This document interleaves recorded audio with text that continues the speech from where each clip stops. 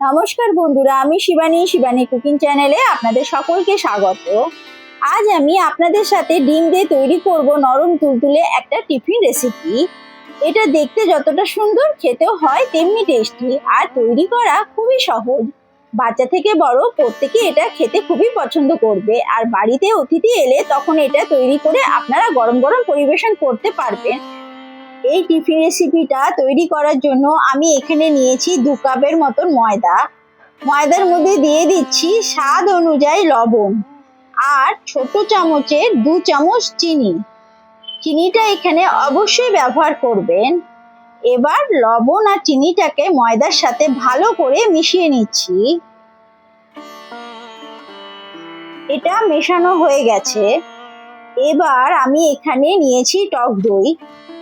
ছোট চামচের আমি 6 চামচের মতন টক দই এর মধ্যে দিয়ে দিলাম। এবার দিয়ে দেব বেকিং পাউডার। ছোট চামচের হাফ চামচ বেকিং পাউডার আমি এখানে দিয়েছি। আর এরপর দিচ্ছি বেকিং সোডা বা খাবার সোডা। ছোট চামচের 4 ভাগের 1 ভাগ খাবার সোডা আমি এর মধ্যে দিয়ে দিলাম। এবার খাবার সোডা আর বেকিং পাউডারটা দইয়ের সাথে মিশিয়ে নিচ্ছি। এটা মেশানো হয়ে গেছে। এবার দই দিয়ে ময়দাটাকে মেখে নেব। প্রথমে কিন্তু এখানে জল দিলে হবে না, দই দিয়ে আগে ময়দাটা মেখে নিতে হবে, তারপর এখানে জল দিতে হবে। আমি দই দিয়ে আগে ময়দাটাকে মেখে নিয়েছি, তারপরে আমি উষ্ণ গরম জল দিয়ে ময়দাটাকে একটু নরম করে মেখেছি। তারপরে আমি 2 টেবিল চামচের মতো রিফাইন তেল দিয়ে ময়দাটাকে আরো ভালো করে মেখে নিলাম। এখানে ময়দাটাকে একটু নরম করে মাখতে হবে, শক্ত করে মাখলে হবে না। এরপরে আমি ময়দাটাকে একটা ঢাকা দিয়ে 15 মিনিটের জন্য রেস্টে রেখে দিলাম। এরপর আমি পুরটা তৈরি করব। তার জন্য গ্যাসের মধ্যে একটা কড়াই গরম করে তাতে হলো রিফাইন তেল 2 চামচের মতো দিয়ে দিলাম। তেলটাকে ভালো করে গরম করে নিয়েছি। এবার তেলের মধ্যে দিয়ে দিচ্ছি কেটে রাখা আলু। একটা বড় সাইজের আলুকে এইরকম সরু সরু করে লম্বা করে কেটে নিয়েছি। এবার আলুটাকে আমি ভেজে নেব। গ্যাসের ফ্লেমটা লো ফ্লেমে রেখে কড়াইটা ঢাকা দিয়ে আলুটাকে ভেজে নিচ্ছি। এইভাবে করলে আলুটা খুব তাড়াতাড়ি ভাজা হয়ে যাবে আর ভালোভাবে নরম হবে। আর মাঝে মাঝে ঢাকনা খুলে আলুটাকে নাড়াচাড়া করে দিতে হবে, যাতে সব দিক থেকে আলুটা ভালোভাবে সেদ্ধ হয়ে যায়। এবারে আমি স্বাদ হিসেবে লবণ দিয়ে দিলাম। লবণ দিয়ে আলুটাকে ভালো করে নেড়ে নিলাম। এরপরে দিচ্ছি আমি 2টো মাঝারি সাইজের পেঁয়াজকে কুচি করে কেটে রেখেছিলাম, সেই পেঁয়াজটা দিয়ে দিলাম। আর দিলাম 2টো টমেটোকে কুচি করে রেখেছিলাম, সেই টমেটো দিলাম। আর 4টে কাঁচা লঙ্কাকে কুচি করে রেখেছিলাম, সেই 4টে কাঁচা লঙ্কার কুচি দিলাম। দিয়ে টমেটো, কাঁচা লঙ্কা আর পেঁয়াজ কুচি সব একসাথে ভালো করে মিশিয়ে নিলাম। নিয়ে একটু ঢাকনা লাগিয়ে দিলাম। তাতে কি হবে, আলু, পেঁয়াজ আর টমেটো এগুলো সব ভালো করে ভাজা হবে এবং নরম হয়ে যাবে। এইভাবে খুন্তি দিয়ে ভালো করে মিশিয়ে নিচ্ছি। এরপরে আমি কিছু মশলা দিয়ে দেবো। এখানে প্রথমে দিলাম আমি কাশ্মীরি লঙ্কার গুঁড়ো, দিলাম হলো চিনি ছোট চামচে আধা চামচ চিনি, আর ধনে জিরের গুঁড়ো দিলাম আধা চামচ করে, আর দিলাম চাট মশলা 1 চামচের মতো আমি চাট মশলা দিলাম। চাট মশলাটা দিলে এটা খেতে খুব ভালো লাগে এবং এর স্বাদটাও দ্বিগুণ বেড়ে যায়।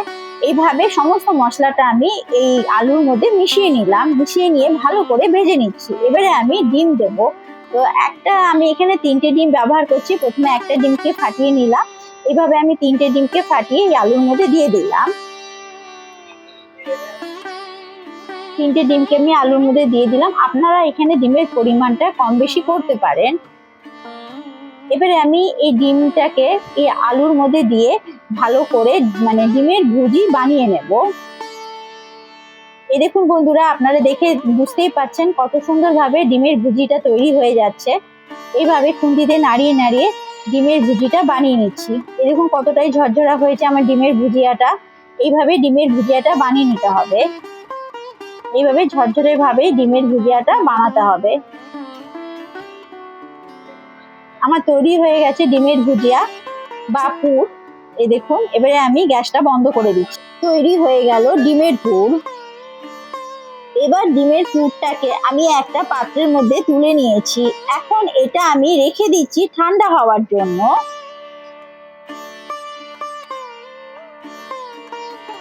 এবার দেখুন বন্ধুরা, আমি যে ময়দার ডোটা আগে তৈরি করে রেখেছিলাম সেটা নিয়ে নিয়েছি।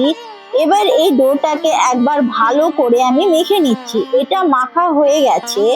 এবার এর মধ্যে থেকে লেচি কেটে নেব। লেচিগুলোকে একটু বড় সাইজে তৈরি করছি। রুটি তৈরি করার সময় যেমন সাইজের লেচি তৈরি করা হয় ঠিক সেই রকম মাপের করেই লেচিটা আমি এখানে তৈরি করে নিচ্ছি। তো আমার এখানে সব লেচিগুলো তৈরি করা হয়ে গেছে। এবার এর মধ্যে থেকে একটা লেচি আমি নিয়ে নিলাম। এবার এটাকে আমি বেলে নেব।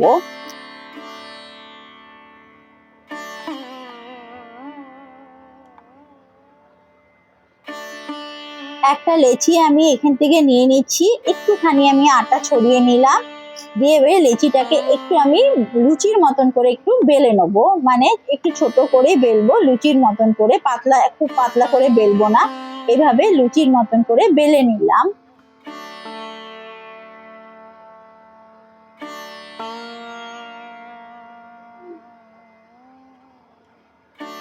এইভাবে লুচির মতন করে বেলে নেবো।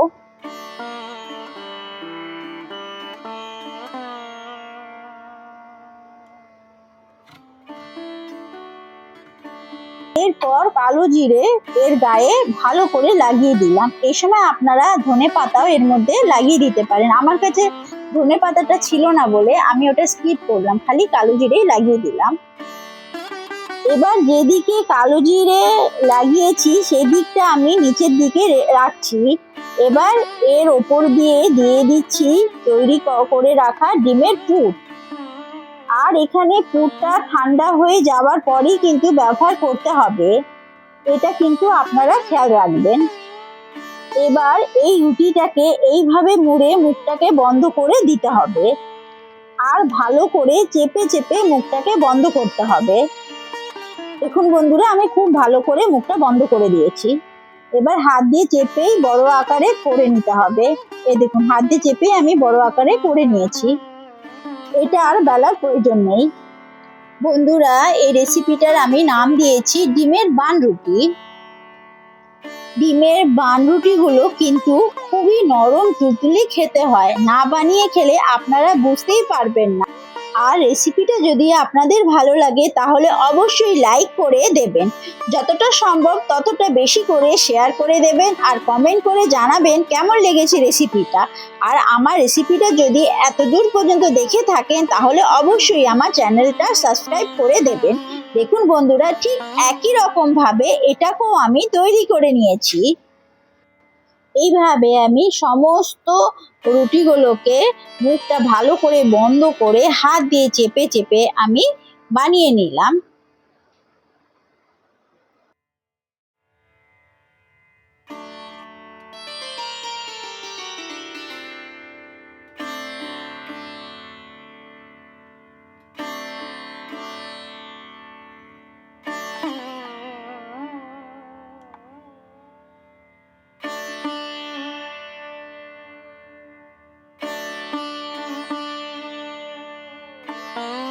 এই দেখুন, আমি সাদা তিল দিয়ে এটা বানিয়ে দেখাচ্ছি।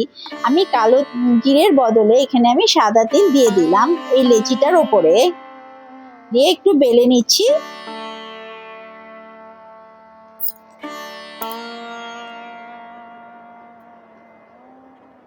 তারপরে উল্টে দিয়ে আমি তারপরে পুরটা দিয়ে দিলাম। পুরটা দিয়ে মুখটাকে ভালো করে আমি বন্ধ করে দিচ্ছি।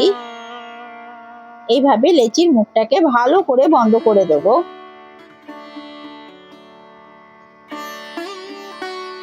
এই যে এইভাবে বন্ধ করে দিয়ে হাত দিয়ে চেপে চেপে দিয়ে এটাকে একটু গোল মতন করে নিচ্ছি। এটা আর বেলার দরকার নেই, হাত দিয়ে চেপে চেপে বড় করে দিলেই হবে। এই দেখুন, আমার তৈরি হয়ে গেল আর একটা পাউরুটি।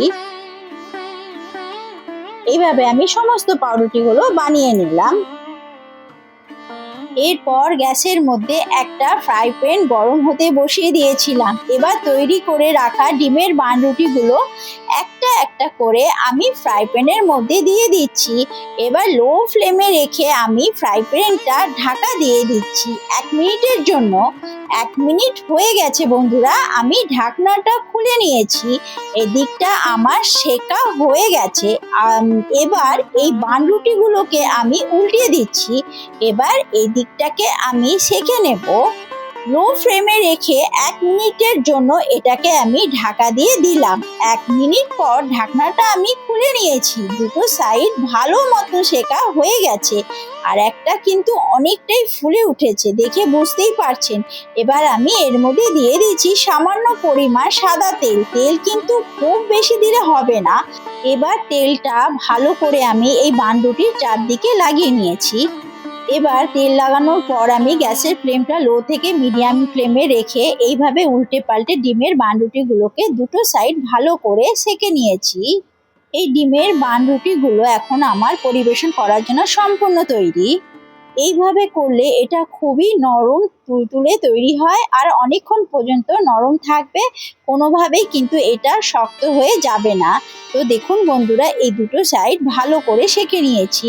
এই ডিমের বানরুটিগুলো এখন আমার পরিবেশন করার জন্য সম্পূর্ণ তৈরি। এইভাবে আমি সমস্ত বানরুটিগুলো তৈরি করে নিয়েছি। এবার ফ্রাই প্যানের মধ্যে থেকে ডিমের বানরুটিগুলোকে আমি তুলে নিয়েছি, আর এটা খুবই নরম তুলতুলে তৈরি হয়েছে। তাহলে বন্ধুরা, আপনারা বাড়িতে অবশ্যই একবার এই নরম তুলতুলে ডিমের বানরুটি তৈরি করবেন, আর কেমন লেগেছে সেটা কমেন্ট করে আমাকে জানাবেন। আশা করছি আপনাদের সকলের খুবই ভালো লেগেছে।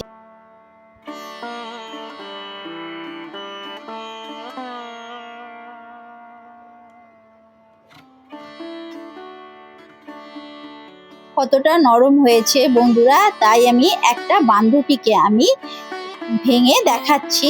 ওর ভেতরের পুরটা কত সুন্দর হয়েছে, আর দেখুন কত ফ্লাফি হয়েছে। খেতে কিন্তু দুর্দান্ত হয়েছে বন্ধুরা। তো একবার বাড়িতে বানাবেন। তো আজকের মতন টাটা। আপনারা সকলে ভালো থাকবেন, সুস্থ থাকবেন। আবার একটা রেসিপির সাথে আপনাদের কাছে চলে আসবো।